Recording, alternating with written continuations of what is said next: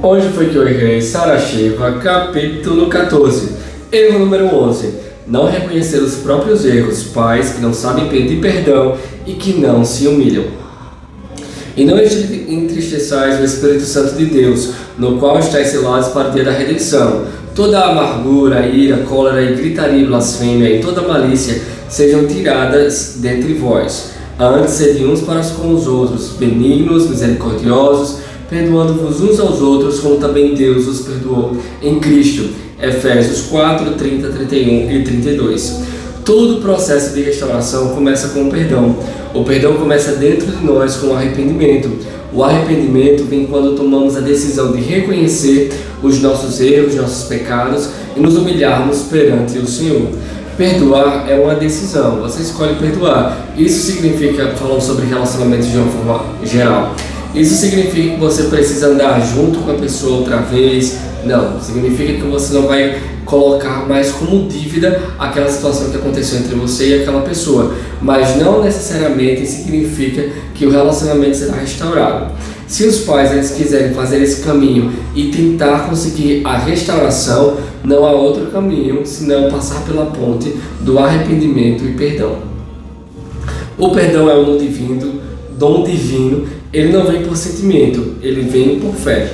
E uma coisa que nós precisamos mesmo, enquanto pais ou filhos, ter entendimento, é que, como está escrito em Mateus 6, 14 e 15, se nós perdoarmos aos homens as suas ofensas, também o nosso Pai Celeste nos perdoará. Se, porém, não perdoarmos aos homens as suas ofensas, tampouco o nosso Pai nos perdoará as nossas ofensas. E é aquele ciclo. Se nós retemos o perdão, Deus também retém o perdão. Porque se você não consegue perdoar uma ofensa de alguém que ofendeu num grau, numa proporção que não se equipara a você e a Deus, então por que você acha superior a Deus que não pode liberar o perdão para aquela pessoa? Então, enquanto você não libera o perdão, não libera a amargura, a cólera, a ira, Deus também não tem como abrir as mãos deles, com o perdão, as mãos dele com o perdão dele para alcançar você, porque você está retendo. Então você retém daqui e ele retém do lá. Quando alguém o magoa e você não perdoa, se estabelece sobre a sua cabeça um céu de bronze, que não deixa suas orações subirem até Deus. Ou seja, quando alguém é magoado e não perdoa, é criada uma barreira sobre a cabeça da pessoa, um limite que impede de ser ouvida por Deus. Isso faz com que Deus não consiga perdoá-la, não porque Ele não quer, mas porque Ele não pode ouvi-la. Por mais que a pessoa ore, o diabo sabe quem são todas as pessoas que ele não perdoou. Por isso ele fica acusando a pessoa dentro de Deus e fica segurando as bênçãos dela com a legalidade que ela mesma deu, que foi a falta de perdão. Deus segue seus próprios princípios, ele não os quebra. Se ele estabeleceu dessa forma, então será dessa forma que irá acontecer. Por isso Jesus deixou escrito em Mateus 6, 14 e 15, que se não perdoarmos, não seremos perdoados. É um princípio que não pode ser quebrado. Por isso, quando perdoamos, as bênçãos que estão retidas são liberadas sobre nós, porque o acusador é expulso. João 12, 31.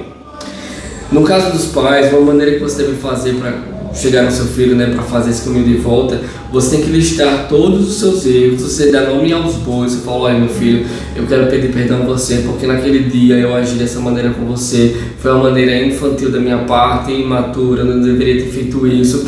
Não coloca de forma generalizada: olha, meu filho, eu quero pedir perdão a você por qualquer coisa que eu fiz, se te ofendeu, se magoou você, eu quero pedir perdão. Não.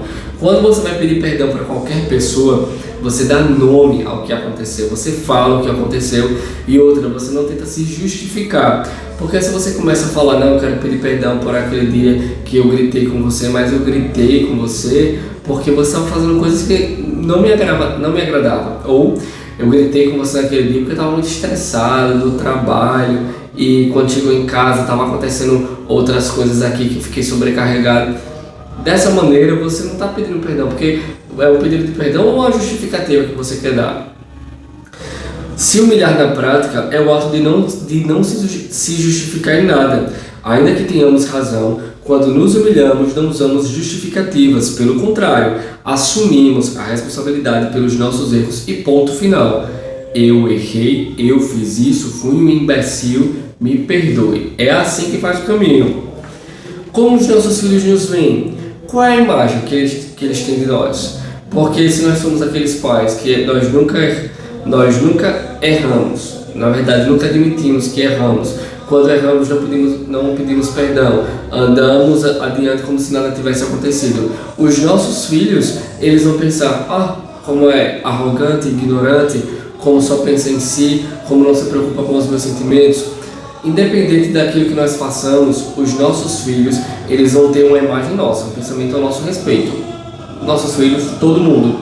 Só que quando nós chegamos numa situação em que nós nos humilhamos, nós pedimos perdão, a visão que os nossos filhos têm de nós é mudada. Porque ele começa a pensar, poxa, meu pai errou, minha mãe errou, mas reconheceu o erro. E isso em nenhum momento vai tirar a autoridade do pai, o pai vai ser menor dentro do filho. Na verdade, o filho vai ter mais admiração e vai copiar esse seu exemplo. Seus filhos o veem como uma pessoa forte, dura ou agressiva? Eles o veem como uma pessoa superior a ele, soberba, arrogante? Ou você tem conseguido mostrar a eles que você não é nada sem Jesus? Seus filhos o veem como uma pessoa fechada, inacessível, ou eles têm liberdade para se chegar a você e falar por pior que seja o assunto? Você demonstra para os seus filhos que precisa da ajuda deles para se tornar uma pessoa melhor? Ou você tem uma postura de perfeito, perfeita?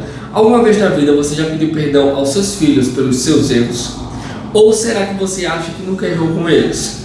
Os pais que não assumem seus erros, que se comportam como se fossem perfeitos, que não confessam seus pecados, que não se humilham, são na verdade pais que têm medo de perder a autoridade, porque pensam que se eu me humilhar aqui pedindo perdão, eu vou perder a admiração, respeito, e os meus filhos não vão mais me obedecer. E o que acontece? Com esse comportamento, os pais ficam com medo de parecer fracos perante os filhos, como se isso fosse uma derrota. Mas na verdade, quanto mais quebrantados os pais forem, mais autoridades eles terão sobre seus filhos e mais admiração por eles e os filhos terão. Os filhos olham para nós e começam a nos ver como pessoas humildes, verdadeiras, que reconhecem os seus próprios erros. Essa é a atitude mais importante no processo de criar os filhos, a coragem de pedir perdão e de se humilhar. Todos os pais que conheço que conseguiram recuperar os filhos que estavam no mundo têm essa característica em comum. Todos eles pediram perdão e se humilharam ao reconhecerem seus erros.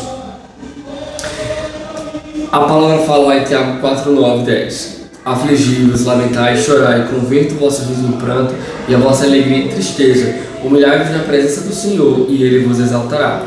O que acontece é o seguinte, se nós queremos ter esse caminho, essa ponte aberta com os nossos filhos, onde nós podemos ir e eles podem vir, nós podemos transitar livremente, sempre vai ser necessário nós caminharmos nessa ponta do perdão.